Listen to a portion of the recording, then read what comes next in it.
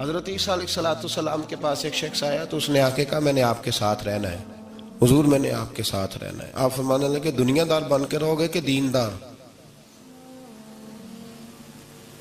کہنے لگا جی میں دیندار بن کے رہوں گا۔ فرمانے لگے دنیا کی طلب نہ کرنا ورنہ میری صحبت میں نہیں رہ سکو۔ حضرت عیسیٰ علیہ السلام نے شادی نہیں کی، مکان ہی نہیں بنایا، ایک تکیہ، ایک پیالہ، ایک کمبل، جہاں رات ہوتی وہیں سو جاتے۔ ایک دن ایک شخص کو دیکھا کہ وہ ڈھلان بنی ہوئی تھی، پتھر کی پہاڑ تھوڑی سی ڈھلان بنی ہوئی تھی تو نیچے لیٹا ہوا ہے۔ آپ نے کمبل بھی صدقہ کر دیا، کہنے لگے آج کے بعد جہاں ڈھلان بنے گی وہاں سو جائیں گے، کمبل کی ضرورت ہی کوئی نہیں۔ کچھ دنوں کے بعد ایک شخص کو دیکھا کہ وہ اپنے ہاتھ کا تکیہ بنا کے سویا ہوا ہے، تکیہ بھی خیرات کر دیا، کہنے لگے اس کے بغیر بھی گزارا ہو سکتا ہے۔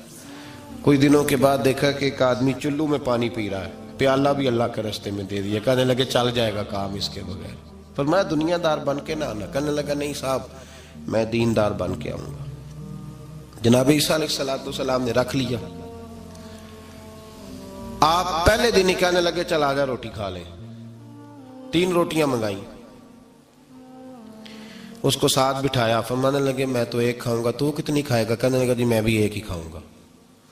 ایک روٹی اس نے کھا لی، ایک آپ نے کھا لی، تیسری روٹی چھوڑ کے جناب عیسیٰ علیہ السلام دریا کنارے وضو کرنے چلے گئے۔ واپس آئے تو روٹی کوئی نہیں تھی۔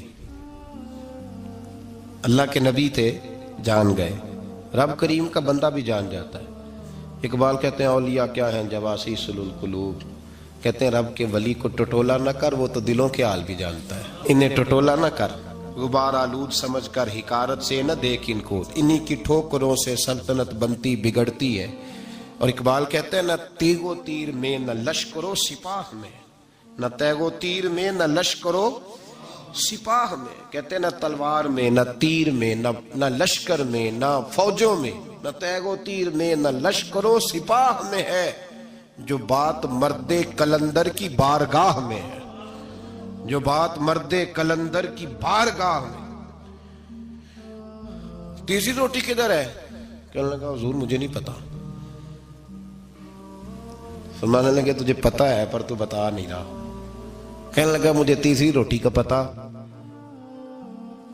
حضرت عیسیٰ علیہ السلام ایک ہرنی جا رہی تھی، اس کے ساتھ 2 بچے تھے، آپ نے ایک بچہ پکڑا، اس کو ذبح کیا، لکڑی جلائی، اس کو بھونا، اس کو بھی کھلایا، خود بھی کھایا، ہڈیاں جمع کر دیں۔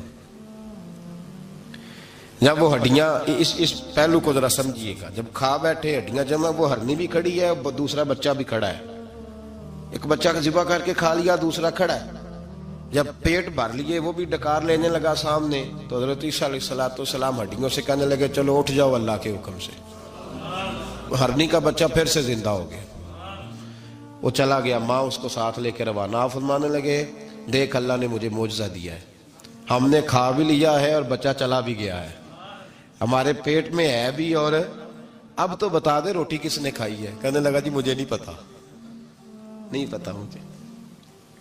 حضرت عیسیٰ علیہ السلام اس کو ساتھ لے کے بڑھے تو دریا کے اوپر، پانی کے اوپر پیدل چلنے لگے، دریا پار کر گئے۔ فرمانے لگے تو پانی پہ چلتا رہا ہے،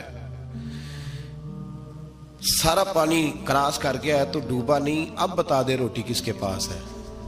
کہنے لگا نہیں پتا مجھے پتا۔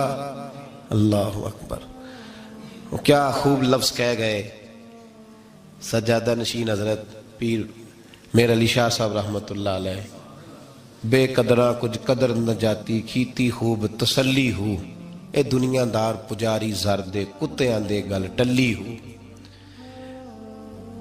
سارا دریا اتنا بڑا دیکھتے ہیں لوگ جو آتے ہیں نا درویشوں کے پاس، بڑے رنگ دیکھتے ہیں پر بدلتے نہیں، رنگ بڑے دیکھتے ہیں پر اپنے آپ کو تبدیل، وہ پانچ فقیروں کسے نہیں مارے آئے ہوئی چور اندر دا ہو، دیکھتے بڑا کچھ ہے بدلتے نہیں۔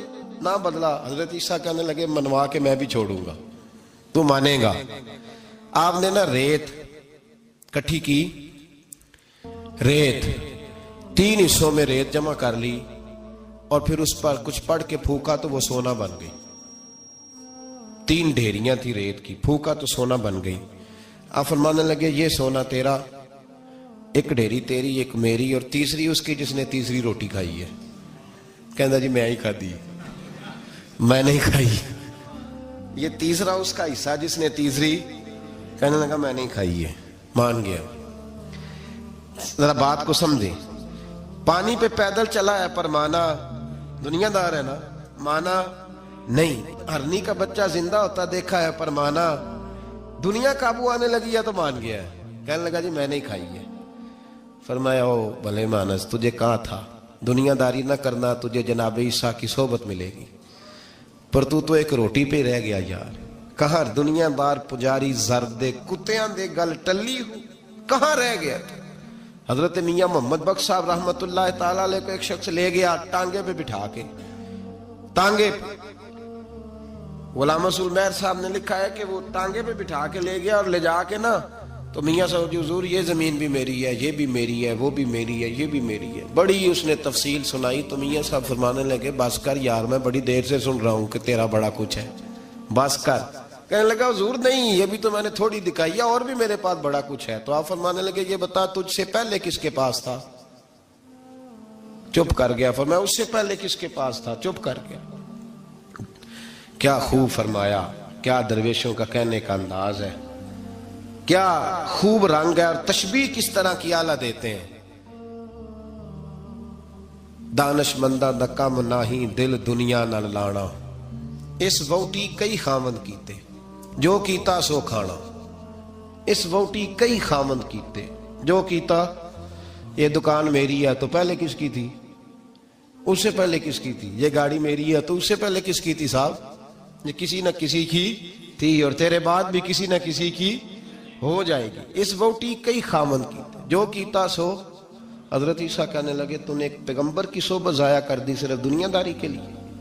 فرمانے لگے میں نے کیا کرنا ہے سونا, تو تینوں کے تینوں ڈیریاں تو ہی رکھ لے, تیری ہیں, پر تو نے زیادتی کی, تو نے قیمت نہیں ڈالی ہماری صحبت کی. آپ اٹھ کے چلے گئے. صحرا کا علاقہ تھا, وہ شخص وہیں بیٹھا تھا. ابھی سمیٹ ہی رہا تھا کہ دو ڈاکو آ گئے, تلواریں پکڑی ہوئی ہیں. کہنے لگے چل دوڑ جا, سونا مارا ہے, تو کدھر سے آ گیا؟ منت کی. کہنے لگا چلو مہربانی کرو, 3 حصوں میں ہے, 2 لے لو, ایک تو مجھے دے دو, ایک تو دے دو. منت کرنے لگا, وہ مان گئے. کہنے لگے چلو ٹھیک ہے. دوستی کر لی, نام پتہ پوچھ لیا, گفتگو ہونے لگی. تھوڑی دیر بیٹھے تو ایک دوسرے سے فرینک ہو گئے, بے تکلفی شروع ہوئی. تو کہنے لگے بھوک بڑی لگی ہے, روٹی تو لاؤ. ایک کو بھیجا, ڈاکوؤں میں سے ایک کو بھیجا کھانا لینے, وہ کھانا لینے چلا گیا. اب یہ دونوں پیچھے رہ گئے, ایک وہ روٹی کھانے والا اور ایک ڈاکو. تو آپس میں کہنے لگے یار یہ تیرا پوچھتا ہے وہ روٹی کھانے والا, تیرے اس کے ساتھ کیا تعلق ہے؟ کچھ بھی نہیں, ڈاکو سجن ہے. کہنے لگے ایسے ہی اتنا سونا اسے دے رہے ہو, آتا ہے تو دونوں پکڑ کے مار دیتے ہیں اس کو, اور سونا دونوں آدھا آدھا بانٹتے ہیں. بالکل ٹھیک ہے, میرا کون سا چچا کا بیٹا ہے, چھوڑو. ویسے اس دور میں چچا کے بیٹے بھی پکڑ ہی لیتے ہیں اگر کبھی مسئلہ بن جائے تو. چلو جی فیصلہ ہو گیا. اب وہ جو گیا وہ بھی تو دنیا دار تھا نا, اس نے کھانا خریدا تو اس نے کہا میرا کون سا ان سے یہ رہنا ہے. اس نے روٹی میں زہر ڈال دیا. اس نے کہا میں ان کو ماروں گا اور سارے سونے پہ قبضہ کروں گا. حب الدنیا راست من کل خطیہ, ہر برائی کی جڑ ہے. وہ کھانا لے کے آیا, ابھی اس نے رکھا ہی تھا, دونوں نے حملہ کر دیا, پکڑا اور مار ڈالا. وہ مر گیا. اب یہ مزے سے بیٹھ کے روٹی کھانے لگے. سیر ہو کے پیٹ بھر کے روٹی کھائی. چند لمحے گزرے تو دھڑام سے روح پرواز کر گئی. حضرت عیسیٰ 1 گھنٹے کے بعد گزرے, 3 لاشیں پڑی اور سونا ویسے کا ویسا پڑا. ایس ووٹی کئی خامند کیتے جو کیتا سو کھانا, سونا ویسے کا ویسے پڑا ہے. جناب عیسیٰ علیہ السلام کھڑے ہو کے اپنے حواریوں سے کہنے لگے اس کو کہا تھا تو صحبت حاصل کر, دنیا داری سے بچ. لیکن اس نے دنیا داری کو فوقیت دی, ایک پیغمبر کی صحبت کو فوقیت. آج نقصان یہ ہوا ہے کہ خود مرا ہے اور 2 لاشیں اور بھی اس نے ساتھ کٹھی کر لی. دنیا داری سے بچ جائیں. اے ایمان والو, آپس میں ایک دوسرے کا مال باطل طریقے سے نہ کھایا کرو. جھوٹ بول کر ایک دوسرے کے مال ہڑپ نہ کیا کرو. لوگ جھوٹ بولتے ہیں, دھوکہ دیتے ہیں. تجارت کا جواز ہے شریعت میں ایک دوسرے کے ساتھ, لیکن روح بدل بدل کے اب تو اللہ معاف کرے وہ چیز جو دین سکھانے والی تھی اس میں دھوکہ ہے. درویش بن کے آتے کہتے بابا آیا بھائی, بابا سارا کچھ جانتا ہے. اور بابے اللہ خیر کرے ایسے ایسے ملتے ہیں جو بچے آ کہتے ہیں اس نے سارا کچھ ہی بتا دیا جی میرا, وہ سارا کچھ ہی بابے نے بتایا. بابا آیا تھا تو کہہ رہا تھا تو ایسے بھی کرتا ہے تو ایسے بھی. تو جاتی دفعہ کیا ہوا ہے؟ جاتی دفعہ بابا جیب صاف کر گیا ہے. ایسا ایسا دجل ہے, فریب ہے, فراڈ ہے. اب تو چلو قوم سیانی ہو گئی ہیں, ورنہ کئی بابے تھے جو سونا دگنا کیا کرتے تھے. سنے ہوئے نا آپ حضرات, سونا دگنا کرتے کرتے وہ جو 1% تھا وہ بھی ساتھ ہی لے گئے. دجل کا مظاہرہ ہے, فریب ہے. بہت سارے لوگ اپنی باتوں کے زور پہ دھوکہ دیتے ہیں. میرے نبی پاک صلی اللہ علیہ وسلم نے فرمایا مومن نرم دل ہوتا ہے, رقیق القلب ہوتا ہے. گویا مومن دھوکہ کھا تو سکتا ہے پر دھوکہ دے سکتا مومن کی یہ شان ہی نہیں کہ وہ دھوکہ دے. اس کا ایمان یہ گوارا ہی نہیں کر سکتا. اس کی روحانیت میں اتنی طاقت ہی نہیں کہ وہ دھوکہ دے. کیوں؟ اس لیے کہ نبی پاک صلی اللہ علیہ وسلم نے فرمایا جو دھوکہ دے وہ ہم میں سے ہے ہی نہیں. من غشا, جس نے دھوکہ دیا, فلیس منا, وہ ہم میں سے, بولیے ہم میں سے. اور یہاں تبصرہ تو ہوتا ہے کہ وزیر اعظم دھوکے باز, صدر دھوکے باز, فلانا دھوکے باز. تو جس ریڑھی والے نے سامنے عام صحیح لگائے ہوئے ہیں موٹے موٹے, اور اندر اس نے سارا کچھ ہی رکھا ہوا ہے, تو وہ دھوکے باز نہیں؟ جو دکھا رہا ہے وہ دے گا بھی کہ نہیں؟ تو اس نے دکھانے کے لیے چیز اور رکھی ہوئی ہے اور دینے کے لیے, تو یہ دھوکہ نہیں؟ کیا صرف بڑا ہی دھوکے باز ہے؟ جس دکاندار نے بڑی ملمہ سازی کی ہے, لمبی چوڑی لائٹیں لگائی ہیں, بڑا اس نے سجا کے سوار کے تیار کر کے ہر شے رکھی ہے, اور جھوٹ کی نگری میں وہ لوگوں کے ساتھ لوٹ رہا ہے, ان کی آنکھوں کو چندھیا کے, وہ دھوکے باز نہیں؟ بالکل جائز کمائی کر رہا ہے. نبی پاک صلی اللہ علیہ وسلم نے فرمایا چیز جب تم بیچو تو اس کی زیادہ تعریف نہ کرو. جب چیز بیچو تو جو اس کے اندر نقص پایا جائے وہ گاہک کو بتاؤ.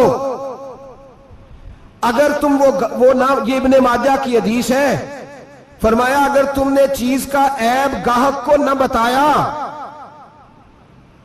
تو اللہ تم سے ہمیشہ ناراض رہے گا اور فرشتے تم پر لعنتیں برساتے رہیں گے. حضرت واصلہ بن اسکے رضی اللہ تعالیٰ عنہ حضور کے صحابی ہیں. اللہ اکبر. اچھا پھر عجیب تماشا ہے, لوگوں کا چیز خریدنے جاتے ہیں تو نقص نکالتے ہیں, اور جب بیچنے جاتے ہیں یہ ناراض نہ ہوئیے گا.